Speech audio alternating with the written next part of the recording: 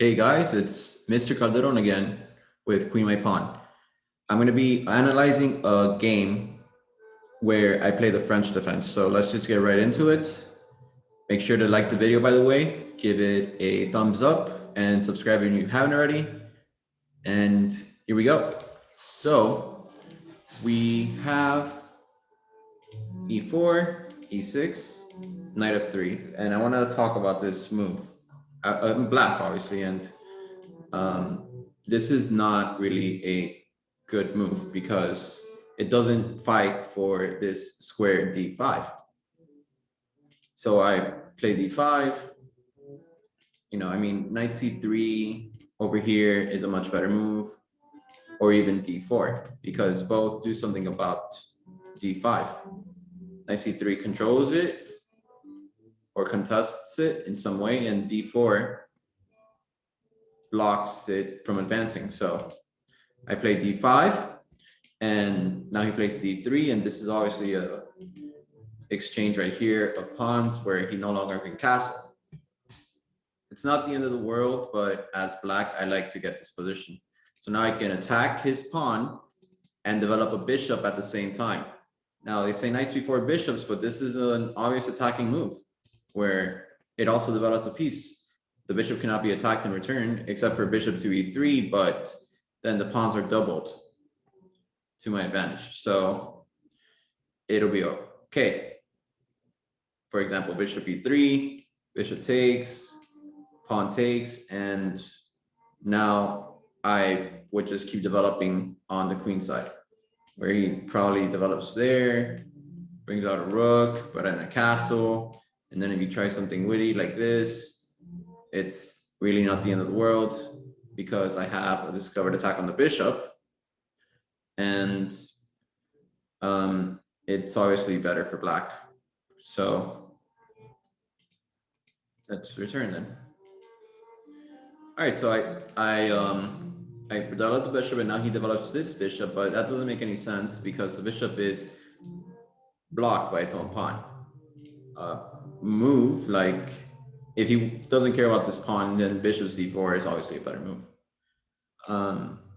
Again, bishop to e3 is worth considering here. But if you want to protect that pawn, knight to c3, if he wants to protect this pawn, he has to move the king back, which obviously doesn't make sense, but there is no queen. All right, so I took the pawn, and now he develops the rook. And the idea is okay, but I don't think he gets enough because now he wants to play knight to e5, which, obviously is a mistake. It's not a good move because he moves a piece twice in the opening. And you should only do this if you're creating a fork or you're winning a pawn that doesn't allow you to be attacked in return. And here I am attacked, but it's easily blocked with knight to f6. So it's not that good. So now he develops his knight, because if he develops a bishop, then I just play knight b7. Now, knight c3, knight b7, knight c4. This is getting a little ridiculous. He's already moved the same knight 3 times in the opening, which is, it's not very smart. So since he's wasting time, I could waste time with e5. And it's not really that much of a time waster because I'm blocking this bishop in. So it's a good idea. Now he wants to play h3, which doesn't make any sense at all. At all, really. He wants to prevent some bishop g5 or bishop g4 or knight g4 check, which doesn't make any sense. Probably would just develop this bishop here, which is most logical. So now I castle, and now bishop to e3. And I'm happy to trade bishops here because I'm behind in development. So if he takes back with the knight, that's the 4th knight move, and also I'm catching up in development. So now I can play c6, resembling an Indian-like structure, like such as the King's Indian defense, where there's a pawn on e5 and a pawn on c6, which is common in the exchange variation. So now he plays knight to f5. That's the 4th time that the knight has moved. So let me kick it again and create some Luft, which means air in German. So now I cannot get back ranked. And now he's moved the knight here, which honestly is an annoying place for the knight to be for me, but it's not dangerous. So let me trap it with b5. And now he plays a4, which is logical. He's attacking one of my strong points. He could try to play g4 to maybe unravel some sort of attack here, but you know, I just play king to g7, or I can even play something like knight to e8 right away. So back to the game, he plays a4, I play b4, and knight to e2, and now a5, preparing to develop the bishop along this diagonal. King to d2, and an idea pops up, an alternative idea, bishop c4, to put a lot of pressure on to f7. Now that's actually a threat, but it doesn't work because when I develop the bishop and to a6, he moves it back to a2. Now I just play king to g7. Maybe he tries to play g4 to get the knight away, h6 to stop that pawn, h4, but now I take the pawn. He takes my pawn, but now I fork him, so it's not very good. I end up winning here. So back to the game. Hold on, it's not the game. Okay, so he develops the king, bishop to a6, rook to c1, which is not a good move, but here's the idea. He wants to push the pawn to c3 and open up a file, but I never put my rooks behind pawns like this. I always develop them to some open file like here. But you know, he's about to lose this powerful, apparently most powerful piece in the game by knight to e8. So now the knight has to be traded off, and he's wasted 6 tempo. So and that has allowed me to catch up in development. So knight to c4, I take the knight, and now I end up winning a pawn. What a beautiful combination. See if you can find it before continuing. So you can pause the video now and try to find some way to win a pawn here.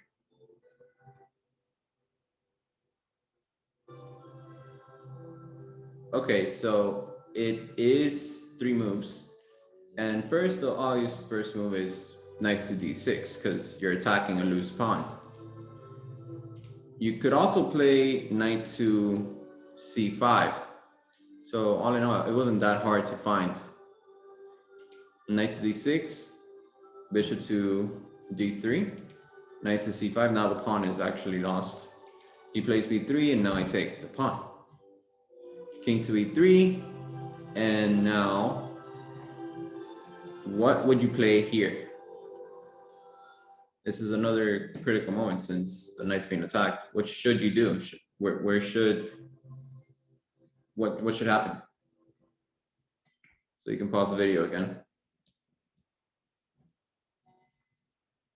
Okay, so obviously the knight shouldn't leave this post because it's supported by this other knight. So f5 is played.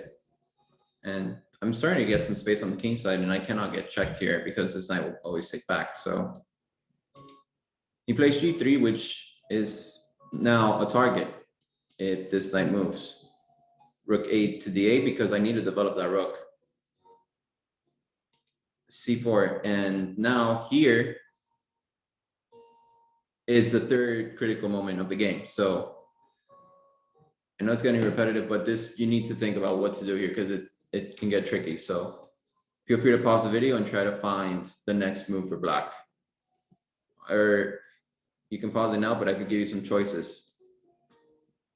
If you need help, there's this move called en passant. Or you could play knight to c5. Or you could even play g5. So those are the 3 moves I considered here. And the move is knight to c5. And here's why, because I did take the pawn en passant and I win another pawn here after he takes the knight. But now he's got an open file. He's got what he wanted. I don't think I should have done that. Instead, knight to c5 keeps everything blocked, keeps the bishop blocked. forces the bishop to defend that pawn, or else it gets passed. And now I push my pawn to g5. That's the only moment I push it to g5. So now he pushes his pawn to h4, trying to attack my strong point, and now I just push the pawns. And this is getting, literally, it's a crush. So bishop takes c3 wasn't the best move, but I only had 1 minute and 44 seconds at this point in time. And I didn't want to run in time trouble because I spent about a minute and a half already. So I take the pawn and I get a decent position, but he has some counterplay. So rook, where he moved the rook f d1, and then I pushed my pawn to e4. Hold on, let me apologize. So I took en passant. He took knight takes c3. I took knight takes g3, and now rook f d1. So e4 and bishop to c4 with check, but now I take back with check. He takes back with the pawn on c4, but now I'm pushing the pawns. And these connect to pass pawns are very powerful. And here's the final critical moment of the game. What would you do here in this position? How do you continue the game? Feel free to think about it, find the next move.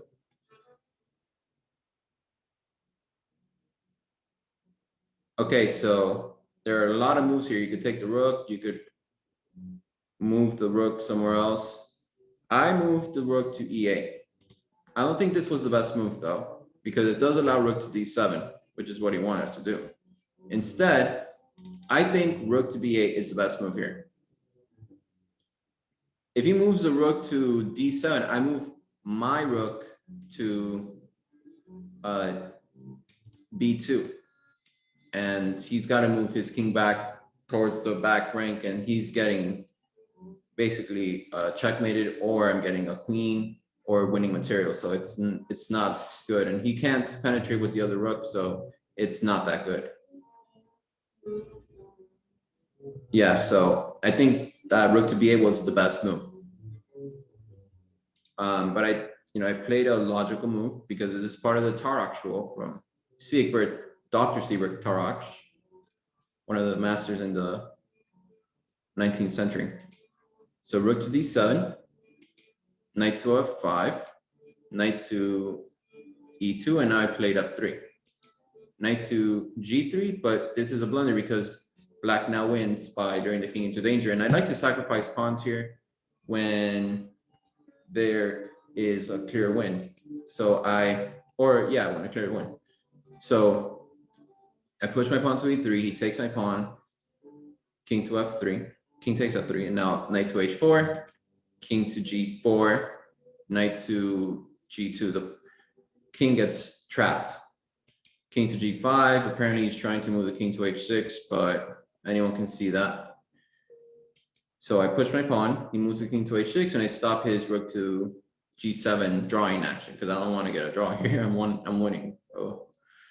And so he takes my pawn, and I take the rook. So this is obviously winning. It's checkmate, unavoidable checkmates. Knight to g3. I attack the knight, rook to d3, because I want to get a rook onto h5. Knight to f1, rook to e5, threatening checkmate in 1. The king is trapped though, so it's unstoppable. Knight to g3, rook takes g3, h4, and I basically pre-move rook to h5, and I end up winning the game. So if you liked that analysis, please make sure to comment and tell me if I missed something, because I don't use Stockfish, I use only myself, as all grandmasters recommend. Unless you're like a super grandmaster, then maybe you need to use the engine. But it really helps to analyze your games if you don't use an engine. So I hope you enjoyed the video, and I'll see you on the next one.